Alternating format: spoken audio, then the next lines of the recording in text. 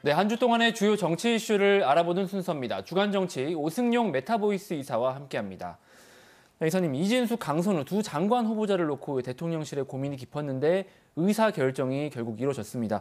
이진숙 후보자는 지명 철회, 강선우 후보자는 임명 강행. 결정 배경 뭐라고 보십니까? 일단 두 가지 측면에서 말씀을 드릴 수 있을 것 같은데, 우선 지지층, 지지 기반 와해에 어느 정도 영향을 미치느냐인데, 이진숙 후보자의 경우는 교육 정책의 비전뿐만 아니라 전교조 등의 관련 단체에서 공개적으로 반대를 했기 때문에 임명 철회로 흐른 측면이 있고, 반면에 강선우 후보의 경우는 개인 갑질로 국한된 것이 임명 강행으로 이어졌던 것 같습니다.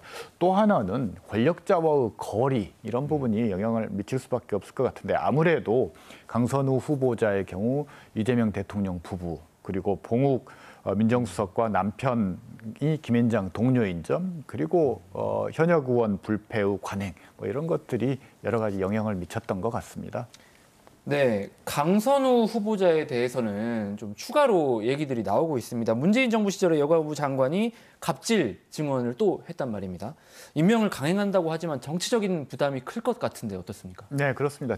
앞으로 가진 자의 갑질에 대해서 을과 병, 정은 그냥 참아야 한다는 의미가 되는 것이고, 민주당은 을지로위원회를 비롯해서 기본사회 구상 중 핵심 축인 을 기본권과 관련된 앞으로 어떤 이야기도 할 수 없게 된다라는 그런 문제가 생긴다라는 겁니다. 이를 반영하듯이 이재명 대통령의 국정수행 지지도 잘함 응답 비율이 전주보다 2.4%포인트 하락한 62.2%를 기록했다라는 것이고, 취임 후 첫 하락입니다. 모든 나쁜 일은 사소한 일 하나에서 출발한다라는 교훈을 잊어서는 안 될 것 같습니다. 네, 민주당 당대표 선거 얘기를 좀 해보겠습니다. 일단 충청 영남은 정청래 후보의 승리입니다. 승부처가 될 곳이 이제 호남이 될 텐데 어떻게 전망하십니까? 일단 민주당 당심이 호남이라고 해서 크게 다를 것 같지는 않습니다. 오히려 지난 대선 때부터 호남 바닥 민심을 훑어온 정청래 후보가 다소 유리한 위치에 있다라고 말씀을 드릴 수 있을 것 같고요. 충청권과 영남권 권리당원 투표가 정청래 63, 박찬대 37 비율로 똑같이 나타났는데요. 대의원 투표에서는 박찬대 후보가 다소 좀 유리할 수 있다라는 평가도 나오고 있습니다만, 박찬대 후보는 인지도가 높은 정청래 후보에 맞서서 차별화된 전략을 다시 좀 짤 필요가 있을 것 같고요. 왕수박 공격 같은 이런 역효과만 불러일으키는 공격은 더 이상 할 필요가 없을 것 같습니다. 휘발성 있는 이슈를 좀 공격적으로 제기할 필요가 있다. 무엇보다도 박찬대 후보는 지금 싸우고 있는 상대가 정청래 후보가 아니라 김어준이라는 점을 결코 잊어서는 안 될 것 같습니다. 네, 의미심장한 말씀이셨고 앞으로의 당대표 선거 구도 좀 봐봐야 될 것 같고요.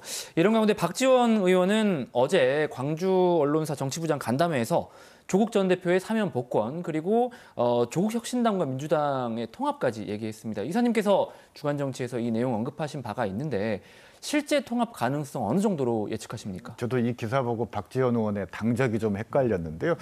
조국 혁신당 입장에서는 불감청 고소원이라고 말씀을 드릴 수 있을 것 같습니다. 특히나 다음 총선 재선을 위해서는 이번 지방선거에서 지역구를 확보해야 되기 때문에 민주당과의 통합을 가장 원하는 것은 조국 혁신당이라고 할 수 있을 것 같습니다. 그렇지만 민주당 의원들의 이해관계가 걸려있는 문제에서 당대당 통합 문제는 다소 시간이 걸릴 수밖에 없다. 개헌 이슈가 제기될 경우 통합의 가능성, 필요성이 높아지긴 하지만 레임덕을 불러올 수 있다는 측면에서 이재명 대통령이 이 이슈를 조기에 선택할 것 같지는 않습니다.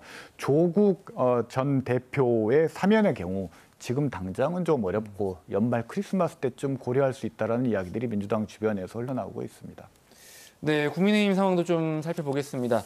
전한길 씨의 입당으로 또다시 갈등이 불거지고 좀 논란이 나오고 있는 모양새입니다. 결별해야 한다, 뭐가 문제냐, 이런 갑론을박 상황으로 보이기도 하는데 오늘 송원석 비대위원장은 전한길 언행을 조사하겠다 이런 얘기를 했습니다. 조치가 좀 있을까요? 일단 당권파인 송원석 비대위원장이 전한길 씨 초청 강연회에 지도부와 당직자들을 다 데리고 참석했던 인사라는 게 포인트일 것 같고요. 아마도 자격 심사라는 당규 절차 충족을 위한 요식행위라고 봐야 될 것 같습니다. 이로써 국힘은 해를 품은 달이 아닌 전한기를 품은 당, 전품당이 되었는데요. 전한길 씨가 주장했던 10만 당원 양병설은 이른바 아싸였던 아스팔트 극우 세력들이 인싸가 되어서 당의 리더십을 장악하고 그리고 당의 공천권과 보조금까지 통제할 수 있는 위치에 가고 있다는 것. 우리나라 보수 정당의 극우화를 촉진하는 국면이라는 점에서 굉장히 주의 깊게 봐야 된다고 봅니다. 단순한 개인의 입당이 아니라 당의 어떤 체질 변화까지도 예고된 상황. 네, 마지막으로 이번 주 오승용의 원픽 어떤 내용 이사님께서 준비해 주셨습니까? 햄릿 한동훈입니다. 출마냐 불출마냐 이것이 문제로다라고 정리할 수 있을 것 같은데요. 8월 22일 국민의힘의 전당대회는 결국 지난 대선 후보 경선의 리턴 매치 성격을 띠고 갈 수밖에 없을 것 같습니다. 이미 이 선거 구도는 찬탄파 대 반탄파의 구도로 짜여지고 있기 때문에 한동훈 전 대표의 출마 필요성은 굉장히 높아지고 있다. 그렇지만 설사 출마한다고 하더라도 현재의 역학 구도에서 승리하기가 어렵고 천신만고 끝에 승리한다 하더라도 김용태 시즌2 이상 별로 할 수 있는 일이 없다라는 점에서 불면의 밤을 보내는 햄릿 한동훈이 될 것 같습니다. 말 그대로 진퇴양난 상황을 비유를 해주셨는데요. 한동훈 전 대표의 선택도 지켜봐야 되겠습니다. 지금까지 주간정치 메타보이스 오승용 이사와 함께했습니다. 이사님 고맙습니다.